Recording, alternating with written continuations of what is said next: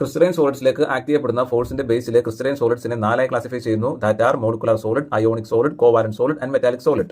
ഇനി നമുക്ക് മോളിക്കുലർ സോളിഡിലേക്ക് ആക്ട് ചെയ്യപ്പെടുന്ന ഫോഴ്സ് ഏതാണെന്ന് നോക്കാം. മോളിക്കുലർ സോളിഡിലേക്ക് ആക്ട് ചെയ്യപ്പെടുന്ന ഫോഴ്സ് ആകുന്നു van der Waals force.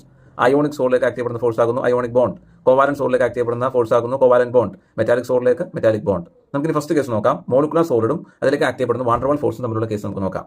Molecular സോളിഡിനെ നമ്മൾ 3 ആയി ക്ലാസിഫൈ ചെയ്യുന്നു. That are polar molecular solid, non polar molecular solid and hydrogen bonded molecular solid. Okay, then van der Waals ഫോഴ്സിനെ 4 ആയിട്ട് ക്ലാസിഫൈ ചെയ്യുന്നു. Dipole force, dipole induced force, London force, hydrogen bond. Okay, അപ്പോൾ നമുക്കറിയാം molecular സോളിഡിലേക്ക് generally act ചെയ്യപ്പെടുന്ന force ആകുന്നു van der Waals force എന്ന് പറയുന്നത്. Van der Waals force 4 type ഉണ്ട്.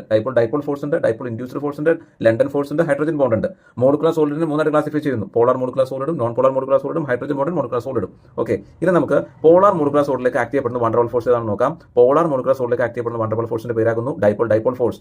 നോൺ പോളാർ മോളിക്കുലർ സോളിഡിലേക്ക് ആക്ട് ചെയ്യപ്പെടുന്ന വാൻ ഡെർ വാൾ ഫോഴ്സിന്റെ പേരാകുന്നു ലണ്ടൻ ഫോഴ്സ്.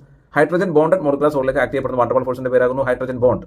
അപ്പോൾ നമ്മൾ ആലോചിക്കുന്നുണ്ടാകും വാൻ ഡെർ വാൾ ഫോഴ്സ് ഓർമ്മ ഉണ്ടല്ലോ, ഡൈപോൾ ഇൻഡ്യൂസ്ഡ് ഫോഴ്സ് കൂടെ ഉണ്ടല്ലോ എന്ന്. ഉണ്ട് dipole induced van der Waals force act ചെയ്യപ്പെടുന്ന കേസാകുന്നു polar non polar molecular case. Molecular സോളിഡിനെ 3 ആയി ക്ലാസിഫൈ ചെയ്യുന്നു. That are non polar molecular solid, polar molecular solid and hydrogen bonded molecular solid.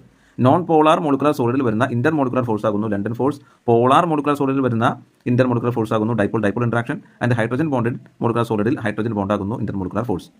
അതുപോലെ നോൺ പോളാറിന്റെയും ഹൈഡ്രജൻ ബോണ്ടഡ് ആയിട്ടുള്ള molecular സോളിഡിന്റെയും properties എല്ലാം സെയിം ആണ്. That property is soft and insulator ആകുന്നു. ഫിസിക്കൽ സ്റ്റേറ്റ് നോക്കുകയാണെങ്കിൽ നോൺ പോളാറിന്റെയും ഫിസിക്കൽ സ്റ്റേറ്റ് സെയിം ആണ്. ലിക്വിഡ് ഓർ ഗ്യാസസ് ഫോമിലാണ് നോൺ പോളാർ അല്ലെങ്കിൽ പോളാർ മോളിക്കുലർ സോളിഡ് കാണപ്പെടുന്നത്. ഹൈഡ്രജൻ ബോണ്ടഡ് ആയിട്ടുള്ള molecular solid liquid or soft solid സ്റ്റേറ്റിലും കാണാറുണ്ട്. നോൺ പോളാറിന്റെ എക്സാമ്പിൾസ് ആകുന്നു argon, neon, helium, chlorine, fluorine, nitrogen. Polar molecular സോളിഡ്സിന് എക്സാമ്പിൾസ് ആകുന്നു സൾഫർ ഡൈഓക്സൈഡ്, അമോണിയ തുടങ്ങിയവ. ഹൈഡ്രജൻ ബോണ്ടഡ് മോളിക്കുലർ സോളിഡ്സിന് എക്സാമ്പിൾസ് ആകുന്നു ഐസ്, അതുപോലെ ഹൈഡ്രജൻ ഫ്ലോറൈഡ്. ഈ ടേബിളിൽ നിന്ന് നമുക്ക് മനസ്സിലാകുന്ന കാര്യം, നമുക്കറിയാം ക്രിസ്റ്റലൈൻ സോളിഡ്സിനെ മോളിക്കുലർ സോളിഡ് എന്നും ionic solid, metallic solid, covalent solid ഇങ്ങനെ 4 ക്രിസ്റ്റലൈൻ സോളിഡ്സിനെ ക്ലാസിഫൈ ചെയ്തിട്ടുള്ള കാര്യം നമുക്കറിയാം. ഇതിനകത്ത് നിന്ന് മെൽറ്റിംഗ് പോയിന്റ് ഏറ്റവും കൂടുതലുള്ള ക്രിസ്റ്റലൈൻ സോളിഡ് ആകുന്നു കോവാലന്റ് സോളിഡ്. കോവാലന്റ് സോളിഡിനാണ് മെൽറ്റിംഗ് പോയിന്റ് ഏറ്റവും കൂടുതൽ. ഇതിനകത്ത് ഏറ്റവും കൂടുതൽ കണ്ടക്ടിവിറ്റി ഉള്ളതും കോവാലന്റ് സോളിഡിനാകുന്നു. കോവാലന്റ് സോളിഡിന്റെ തൊട്ട് താഴെ മെൽറ്റിംഗ് പോയിന്റും കണ്ടക്ടിവിറ്റിയും വരുന്ന സോളിഡ് ആകുന്നു മെറ്റാലിക് സോളിഡ്. ഈ കാര്യത്തിൽ നിന്ന് മനസ്സിലാക്കി വെക്കുക.